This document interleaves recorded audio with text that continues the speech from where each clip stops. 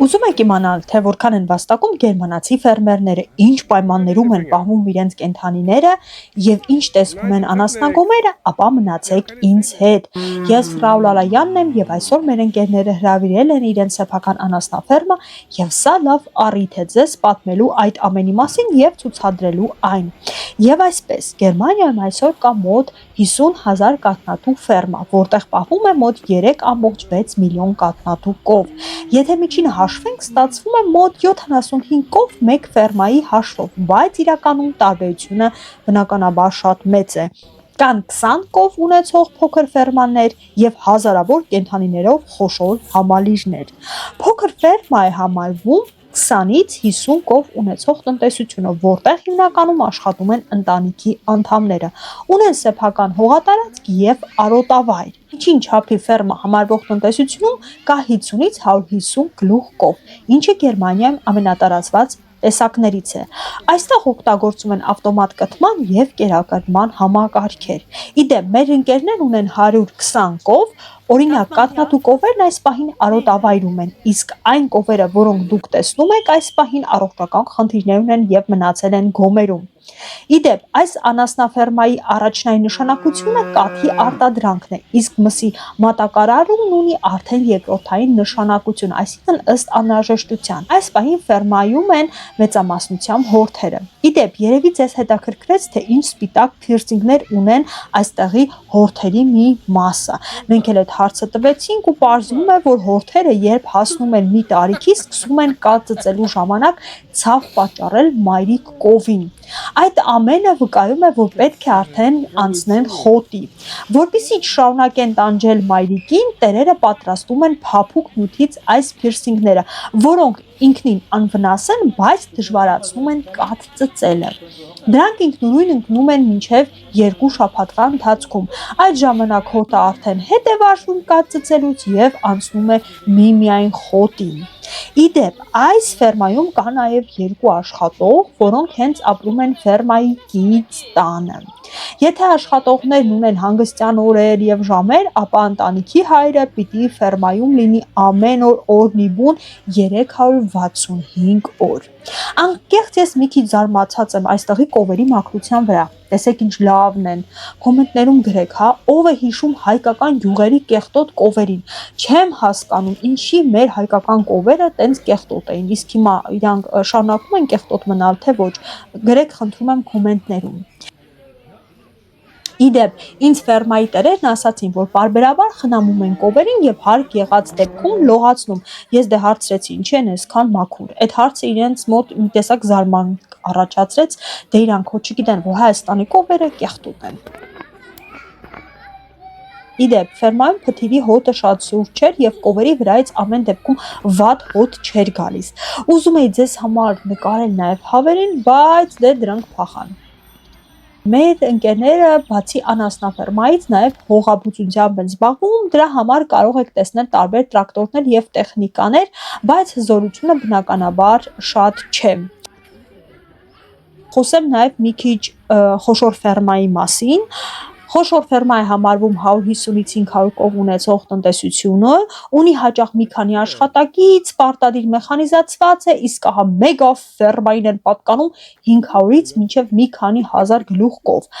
Այն գործում է որպես արդեն արտադրական ձեռնարկություն։ Իսկ հիմա անցնենք բոլորիս հետաքրքրող թեմային՝ ֆինանսներ, օգուտներ, ծախսեր եւ ընդհանրապես գներ։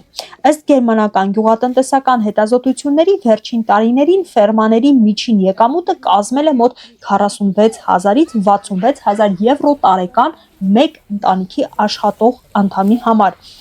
Սակայն սա միջին ցուցանիշ է եւ շատ փոքր ֆերմաներ դրանից զգալիորեն քիչ են վաստակում։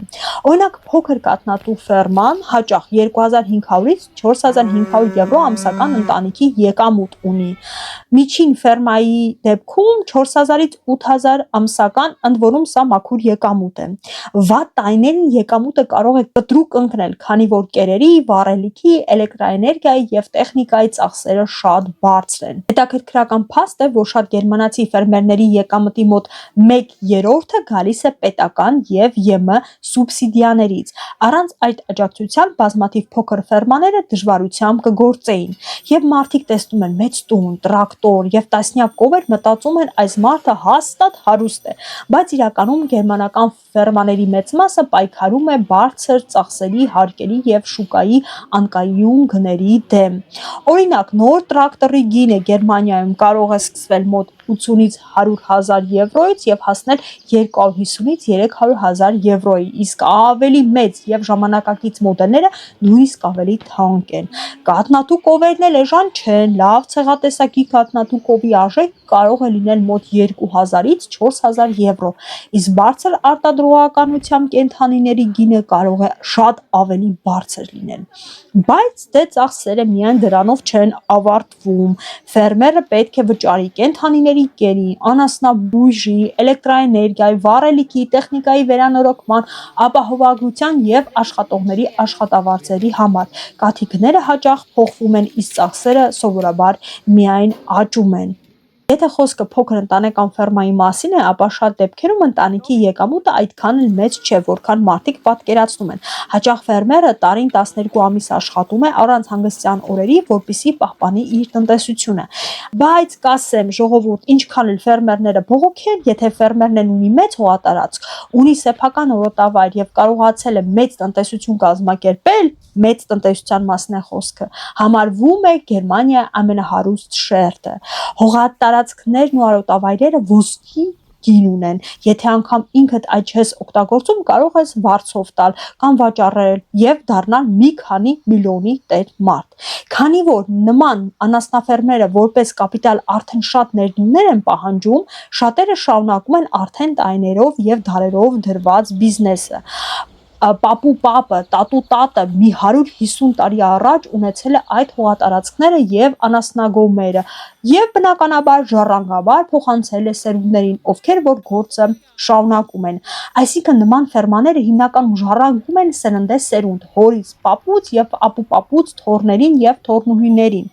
Զավակներից գոնե մեկն էլ հետագայում շարունակում է այդ տնտեսությամբ զբաղվել։ Այո, ֆերմերների շրջանում չգրված օրենք է, որ երեխաներից մեկն այդ գործը պարտադիր պետք է շարունակի, լինի աղջիկ թե տղա։ Հարկ եղած դեպքում ընտանիքի զավակը կարող է ստանալ այնպիսի բարձրագույն կրթություն, որ կարողանա ընդլայնել ընտանեկան տնտեսությունը, բայց դե գործը շարունակելը պարտադիր է։ Իդեպ շատերը սիրով են համաձայնում մի քանի միլիոնանոց բիզնես վերցնել իրենց ձեռքը որպես ժառանգություն։ Կոմենտներում գրեք, հավանացիք սիրելիներ, մեր ընկերների ֆերման եւ ինչն է ձեզ ավելի շատ զարմացնում։ Իդեպ կուզենայիք նման ֆերմա ունենալ եւ հավես կունենայիք զբաղվել կենդանիների հետ, թե ոչ, դա էլ գրեք կոմենտներում, ես ձեզ հրաժեշտ եմ տալիս։